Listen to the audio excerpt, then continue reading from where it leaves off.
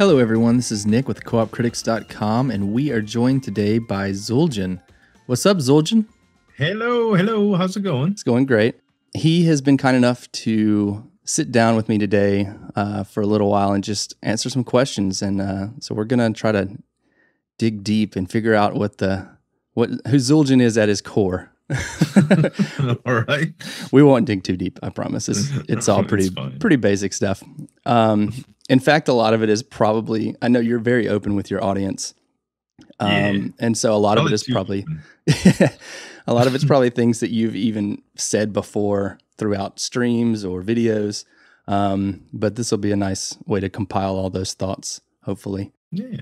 So the question I normally start out with when I'm interviewing YouTubers is where their kind of gamer tag came from. And so I wanted to ask you where the name ZUELJIN came from. Okay. So there's a common misconception that my name has something to do with World of Warcraft. It's actually just a strange coincidence. When I was back in the day when I was playing Diablo 2, I had a bunch of gamer tags as I gamed throughout the years naturally. But I was playing Diablo 2 and I made a barbarian that I thought looked like he had genie pants. So strange. And I just I was a fan of Ghostbusters. This should tell you about how old I am. I was a fan of Ghostbusters in the day, and I always thought Zool was a cool name, and Zool was like one of the head honchos or whatever, one of the big demons or ghosts on the show. And I don't know why, but I thought it was a cool name, and I just kind of combined it with Jin or Genie, like ZUELJIN, and it worked. I don't think that was the first spelling of it, but after a little while, I thought it was nice because it was kind of like I'm Cajun. I'm from South Louisiana, so I thought it would be cool to try to put that name together on YouTube. When I decided that I was going to finally start putting together a channel, I knew it was important to have something unique to identify. I didn't want any numbers in my name. So I kind of just put those two words together and tried a few spellings, and it finally worked as ZUELJIN. So I put it. I think ZUELJIN was the derivative of whatever was in World of Warcraft. Like there's an apostrophe or something in there. It's some sort of troll or something. But yeah, no, actually in my notes I put World of Warcraft with a question mark. Right. I'm not a big WoW player, but I did know of that name. So that's interesting. That's completely different because I was totally expecting you to be like, oh yeah, it's a World of Warcraft character. No, I liked that it was synonymous with something in gaming, but was different enough to have its own identifier. And I was completely overjoyed when my name was actually coming up in individual search results and not, you know, how Google's like, do you mean World of Warcraft? Right. And I'm like, no. That's awesome. So we were talking about this a little bit before we got started recording, but you started your channel about 6 years ago. That's a long time to be making videos about video games. Yeah, it is. So what made you decide to start a channel? Was it just for fun or boredom or? So I have always been a game rat heart ever since I was a kid and the Atari 2600 came out. I was the couch co-op guy, right? I got together with friends and we played one next to one another. And I was such a devout gamer that I bought Metroid for the Nintendo Entertainment System before I had a Nintendo because my neighbor and best friend owned the console and I couldn't afford the console yet. So, and just so we can take turns and play it at his house. So one of the big things for me is most of my friends weren't into gaming like I was. And that kind of evolved over the years. You know, everybody was into parties and all this stuff. And I like doing stuff like that. You know, my dad and a lot of his friends were all into hunting, and I like doing stuff like that as well. But gaming was like my guilty pleasure. So when I started getting into online gaming and stuff, I didn't have a whole lot of people that I gamed with anymore. You know, you live close to a couple of people that you might spend time with, but typically you have to drive to their house or they have to drive to yours, and they have wives and kids and brothers and sisters and all of this stuff. And one of the things that attracted me about people with YouTube channels is they had friends. They had a lot of people comment on their videos. They wanted to play games, and they had collabs and stuff like that. And the whole idea intrigued me. And Minecraft was something that I wanted to share anyway. It's kind of like when you build something, you just like, hey, look what I did.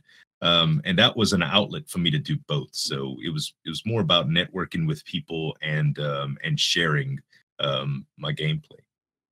That's awesome. Yeah, one of my favorite things to do is like YouTubers that have kind of, you know, gotten more famous, and I mean, certainly you have, because I mean, that's like, what do you have, like over 300,000 subscribers now, I think, right, which is pretty incredible. But I love going back to the beginning and watching those early videos.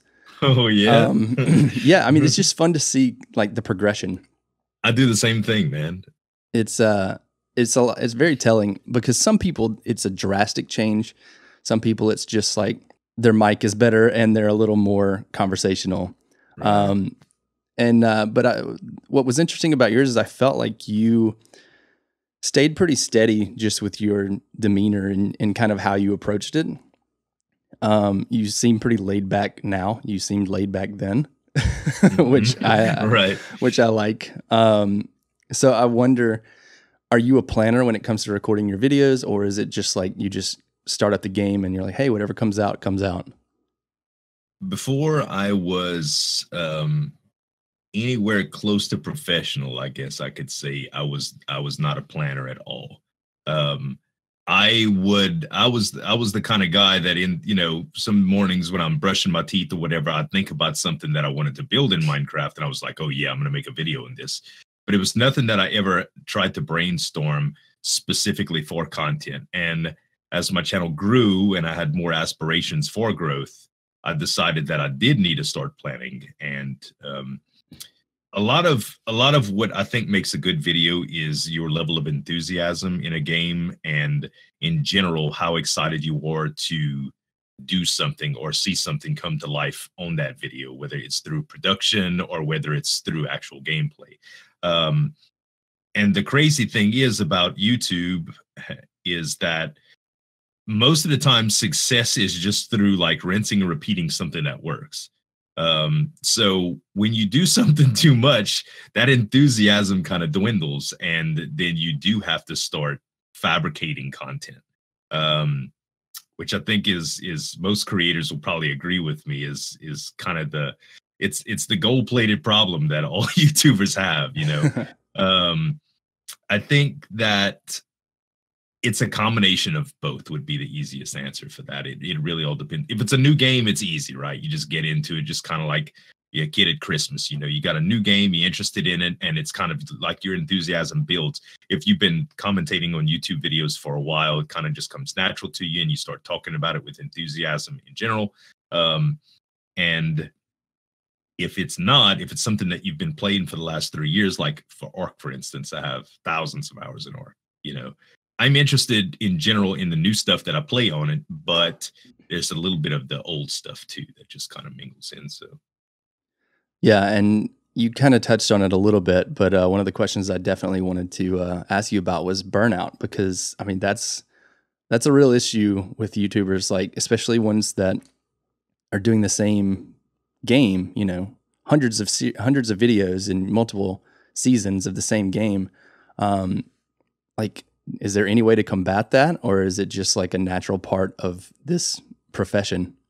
You could go broke. So I'm probably the worst person to ask about that, because when I decided that I was burnt out on Orc and I quit, I had a tremendous backlash, like very, very bad. My viewership that I get now today, regardless if it's Orc or not, is like a shadow of what I used to get. Which I hear is the same for everybody, even if you eventually do the same content. I have some friends of mine that do the same content over and over and over again. And they're still doing it, and they've got diminishing returns over time, you know. So the hours that they used to put in, they might have bigger numbers altogether, but they don't produce what they used to produce per capita, I guess I should say. So the best way that I can tell you to avoid burnout is keep yourself interested. A lot of that is chasing down new titles, you know, but that's always an experiment. I like indies, and I try to be first or one of the early people to put something on what I think will be a good indie game on YouTube, and try to get the search results from that. Most of those games don't have a whole lot of content, and to track and predict what early games are going to do on YouTube and contact developers and stuff like that is you end up doing much more playing YouTube than you do playing games. Yeah. So it's different, you know, it becomes very analytical and very and very taxing to be able to keep up with trends.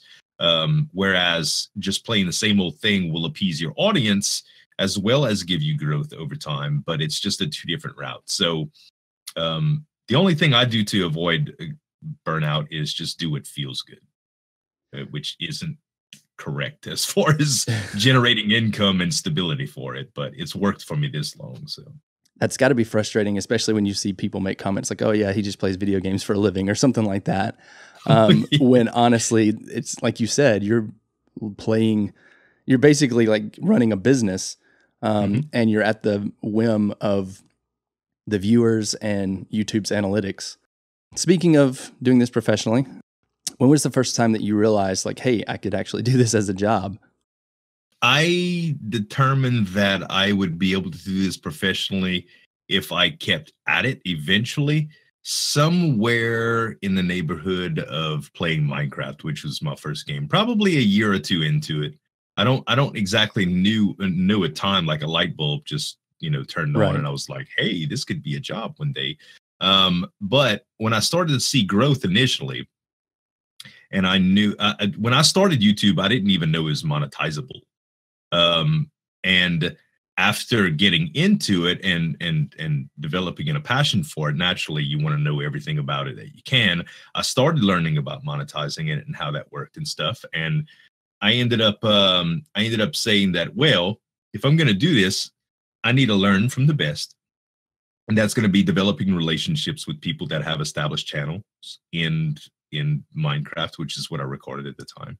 So I started networking with a lot of other people, much like the way that people comment on videos and stuff like that. I started commenting on people's videos that I was interested in, looking at builds that I was really interested in, getting to know other creators around my size and getting into their circles of creators and stuff like that, and just trying to learn. And eventually I got, I guess you could say, membership to a little community called Hermitcraft, which was some very, very respected and renowned Minecraft YouTubers.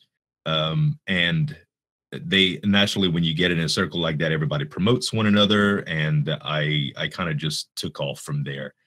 At the time, I was doing phone repairs for Sprint. And I was starting to lose money by going to work. Wow. And that's when I knew I had to do something. That's when I knew I wanted to do something. So I ended up going part-time, and then I ended up doing phone repairs at my own house to supplement the income that I wasn't making until I was self-sustainable. I had saved up a lot of money anyway, and my wife was making good income. She was like, go get it, Tiger. So I went. That's awesome. And I just kept on. Yeah. Yeah. Hermitcraft is actually how I found you for the first time when I first subscribed to you. Yeah. And it was actually how I found a lot of YouTubers. I kind of stumbled across Hermitcraft and then started following the individuals.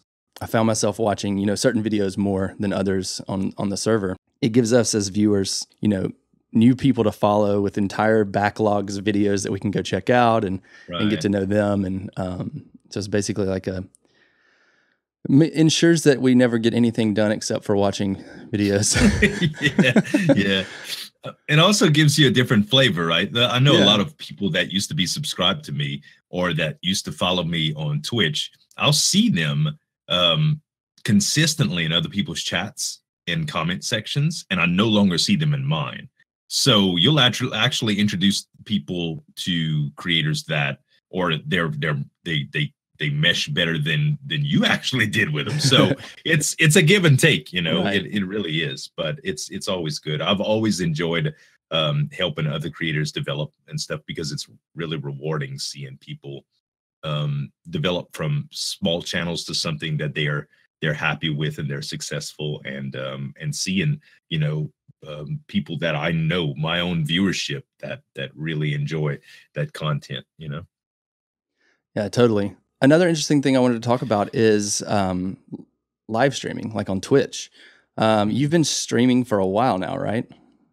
Yeah, pretty consistently the last few months for sure, on and off before that.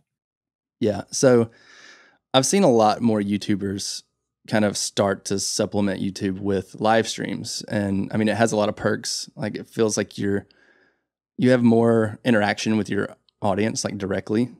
And then obviously there's less editing. You don't have to edit a video Right. if you're just streaming it. So talk a little bit about the rise of Twitch streaming and how that has affected your day to day. So Twitch for me at one time was a different kind of content altogether. It still is, but I looked at it totally different. I didn't look at it as something to diversify my income with. I didn't look at it as its own unique experience. I looked at it as like the other YouTube, the platform that I did not work with, only because I committed so much time to YouTube. What I started seeing is that eventually is that there's a lot, the type of games that I played, a lot of them had a lot to do with off camera work. So if you were gathering resources for a certain project, for instance, that could be done on Twitch. I never realized that that was a thing, because that was boring content that no one wanted to see. But Twitch is a totally different animal. It's all about interaction. And it's something I didn't realize until much later. Um, Sort of like the way concerts happen when bands that you like go on tour versus their albums or their CDs that you buy to listen in studio quality. Um, Two totally different experiences, you know. Right. When Twitch really started to take off for us as a group is when we were doing the survival of the fittest. Um, it was a long experience, like every survival of the fittest was a long experience. It was always unplanned. There was a lot of different things that kind of, like, we didn't know how to predict. Like at the time we were running channels that didn't have any foul language in them and stuff, and on Twitch there was a lot of that, you know, from in VoIP, you know, from people that were on the same servers, you know, like, right, come here, you MFer.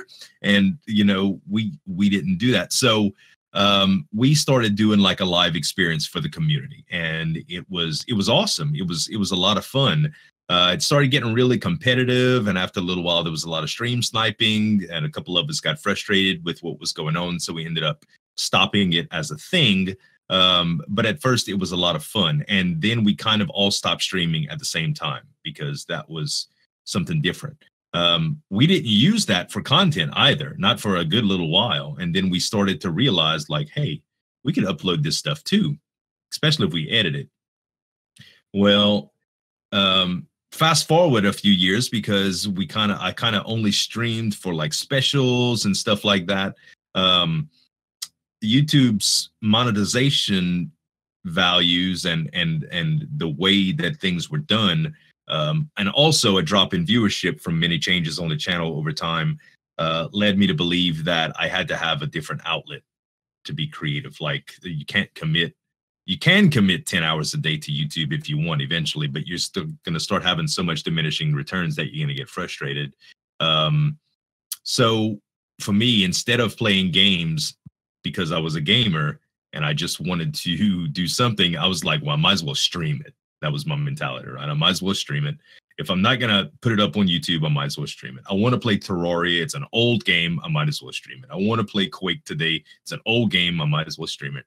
And eventually, I started to fall in love with the experience, you know, the same people showing up, the same people to talk to all the time. It kind of felt like me and my cousin were back on that bed, you know, playing Metroid next to each other. you know, it was like a co-op experience. I was playing games with friends, Right. which was a totally different experience than on YouTube. And then it kind of all just started evolving into what it is now, a way to diversify income as well as have that experience. Now, YouTube, you could take vacations with, right? You could pre-record content. You can have your videos scheduled for however long that you want in advance. You can monetize them. You can edit them perfectly. You can put all these links to your social media, and everything just works while you're gone. Yep. And Twitch, if you don't show up, you don't get paid. So it's two very, very different platforms, but I think they work hand in hand. Yeah, I mean, it's definitely a different beast altogether. And I used to have that same mentality too of like, oh yeah, Twitch versus YouTube, like they're different. They're at odds. But seeing so many people like kind of marry the two really changes my perspective on it. So yeah, I love dropping in. Like I'll drop in on yours sometimes and watch. I have a lot of different YouTubers that stream that I like to, you know, pop in and just kind of jump in the chat and see what they're playing.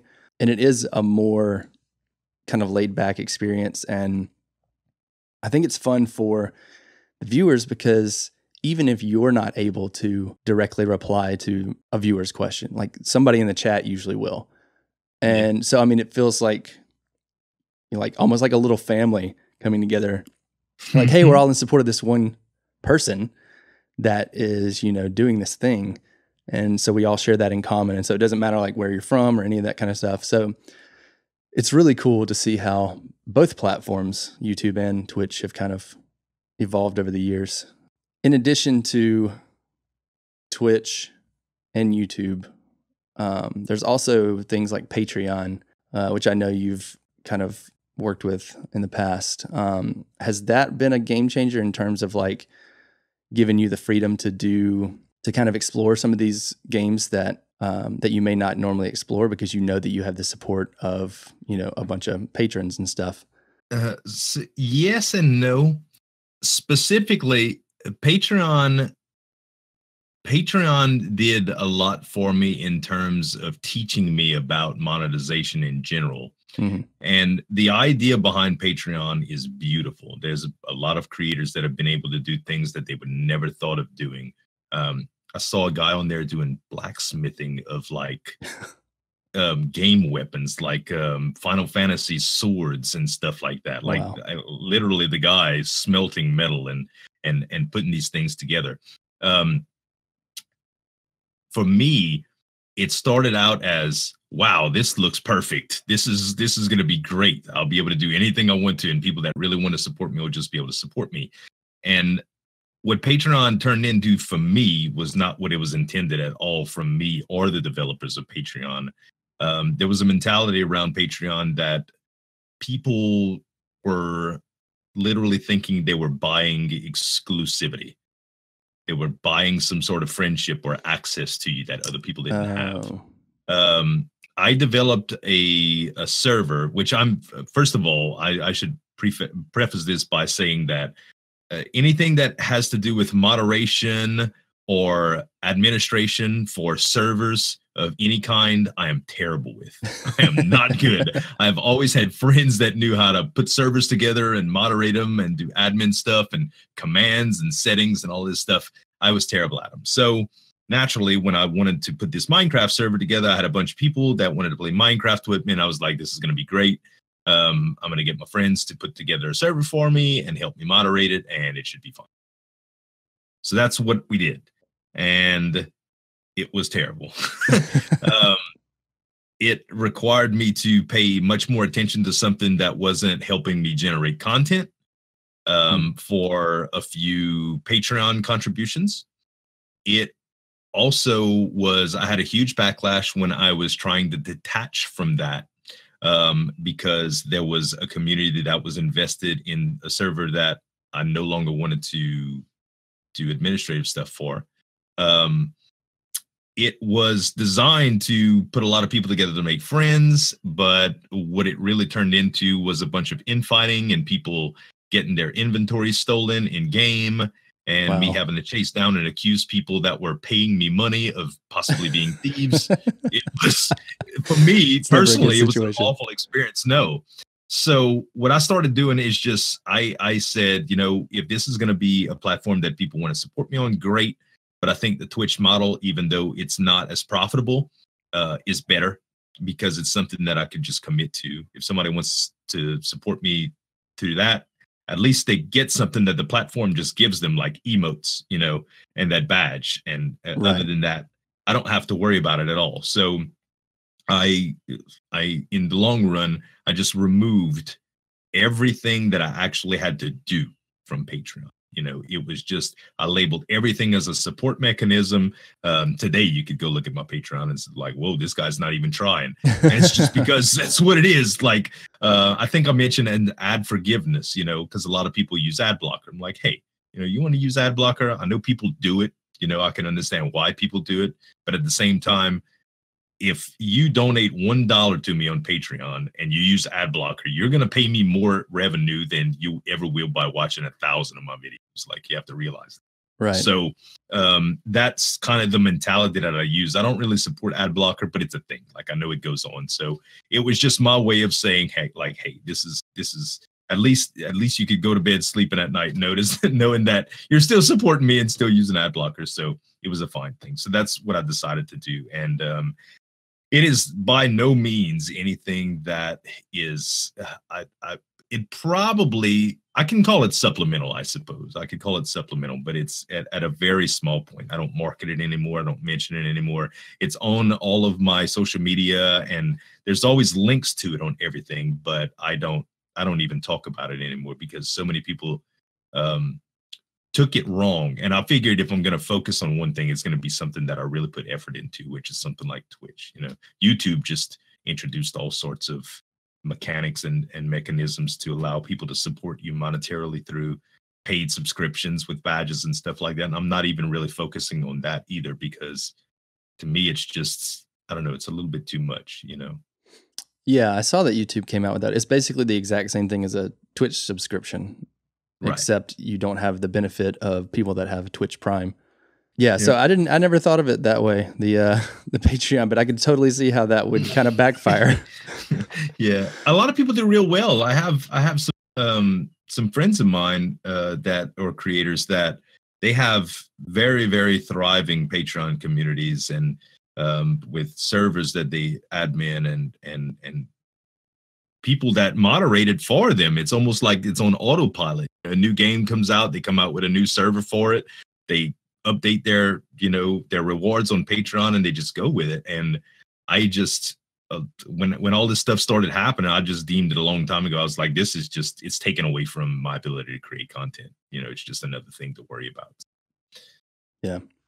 On that note, why don't we take a step back from just the gaming aspect of it and talk a little bit more about you.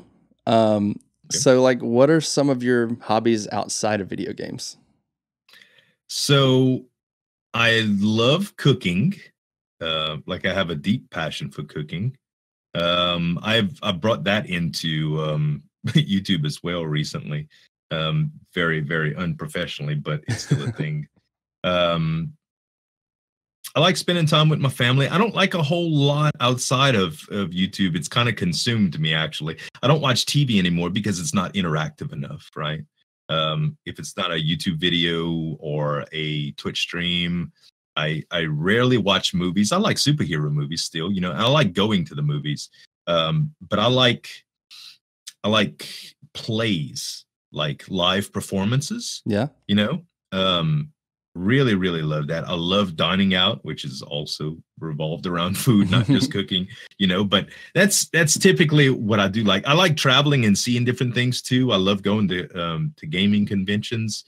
But a lot of what I do for entertainment also comes through YouTube. So I'm not that interesting of a guy anymore. I've kind of just been consumed by my work, kind of like those movies that you watch with the dad that doesn't pay attention to his kids because all he does is work. That's me. Except I pay attention to my kids.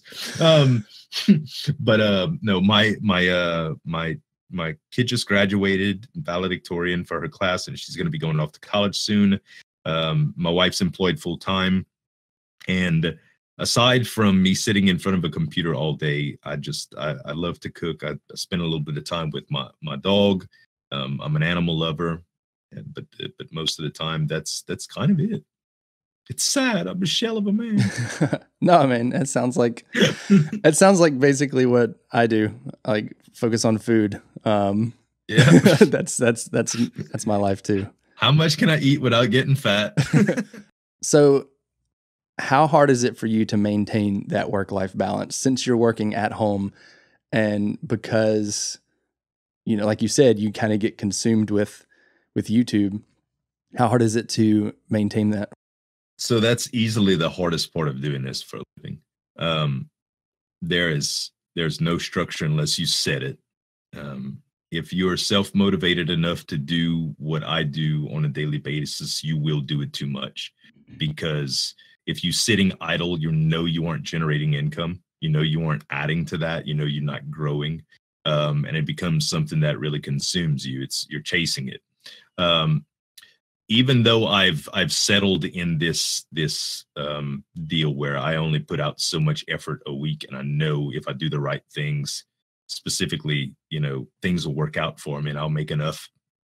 What I try to focus on, I guess, is not neglecting anything too bad, which is a weird way of looking at it. Like, but that's like my balancing mechanism. Like, have I spent any time with my family this week? Have I done anything? Have I gone outside? Have I worked out? All of these things that I neglect too much. Now, a lot of what I try to do is structured on specific days. Like I try to reserve Sunday to go eat out with my family. I try to cook a couple of times a week to do meal prep, some nutritional stuff. And I try to work mostly in the morning with my door closed, to where in the afternoons, I'm much more detachable. So I might do all my recordings in the morning, for instance, and in the afternoon, in the evening, I'm still working, but I'm like doing editing and stuff, right? I could walk away from that anytime. Right. I'm not streaming too late. Unless there's a new game or something that's really popular that I'm getting into. Like right now, a new Arc roleplay server just came out, and I'm investing a lot of time into it. And I'll be perfectly honest with you, I've neglected everything. But it's kind of like working overtime in the department store. Like when it's holidays, you got to get it. You just got to get it. So when it's a new game that just got released that I can rank in on search. The developer's given me access to it, and there's no embargo, and there's another 100 creators that are trying to do the same thing as me. I have to play it and put it up on YouTube before anybody else does, so I have the best chance in ranking. When there's something hot on Twitch, I got to play it and play it and play it. So it's weird. Like the whole work-life balance is very hard. I very much miss the structure of waking up in the morning, having a certain time to be at work, getting off at a certain time, and just kind of kicking back. For those reasons, though, aside from, there's nothing more rewarding to me than what I do. Nothing that I've ever done in my life is more rewarding than what I do now. But I do miss that structure. I also miss like the team environment, not being around people, can be a little bit secluded. Everybody that I talk to is on the internet. No more high fives when you figure something out at work, or putting out a fire and feeling good about it, or having a tough day and just coming wanting home relax. It's all kind of level at this point. Yeah, I used to work from home. I wasn't doing YouTube full time, but I was a graphic designer, and I worked from home, remotely for another company. And it does get lonely. It gets, I mean, my wife would come home from work, and I would be like, "Hey, let's go somewhere. I want to go do something. Like, I need to get out of the house. I'm getting stir crazy." And that was still a 9-to-5 gig. So I can imagine if I was on my own and I was just doing something that I was passionate about and super excited about, that it would be hard to have that cutoff time. It'd be hard to have that structure. You touched on it just barely, but I did want to talk to you a little bit about your new Let's Play series. It's on a server, an ARC server called Gunsmoke, right? Mm-hmm. Right. I watched some of the videos. It's very unique. It's way different than like, the majority of ARC videos that you're going to see out there. It's way different. Could you tell us a little bit about that? Sure. So I started, I found Arc Roleplay a little while back on a server called SKRP, or Seven Kingdoms Roleplay. It was all based around the Game of Thrones series, the television series. All of the characters and the story arcs and the places that you would visit on the map that were designed to look like it. And Arc Roleplay essentially is acting out a character in game. It's as simple as that. On a more finite level, Gunsmoke is themed around Gunsmoke County in the Wild Wild West, somewhere in the 1800s in Colorado. The movie, I think, was based, the series, there was a television series called Gunsmoke. So a lot of the places and the locations, geographical and stuff like that, were kind of mock that area and period in time. It was when guns were just starting to be a thing, like in the Wild West. So people were actually shooting. They had telephones, but there was only like one in the county. They had pianos and things of that nature, and naturally there were outlaws. So the server rules and the administrators put together a whitelisting system that you basically have to script out a profile or a background story for your character. You name it, you kind of tell why he has the background that he does, like a little bit about how he learned his profession, which you have to select from, and you have a limited amount of engrams that you can use from Arc. There's also mods that were put into the server to give special things like clothing and different kinds of guns, and just to make it a little bit more appealing to all of these things. So my character's a carpenter, and I have access to building materials that other people don't. And this is all policed by admin. So if you break rules, you just get kicked. It's that simple. But it basically makes you rely on other people for things that you need. So as a carpenter, I can't manufacture or repair metal tools, but I need them to gather wood. So to build these, to gather wood and stone at a reasonable rate so I can do my carpentry work. So relying on that, I have to go and seek out a blacksmith. This involves just finding one, talking to people, asking them who they are through VoIP, but everybody's also playing these other characters. So what I like about it is it's not progress based at all. If I were to make an Arc video for you today, I would have a mission. What are we going to look at? What are we going to tame? What are we going to build?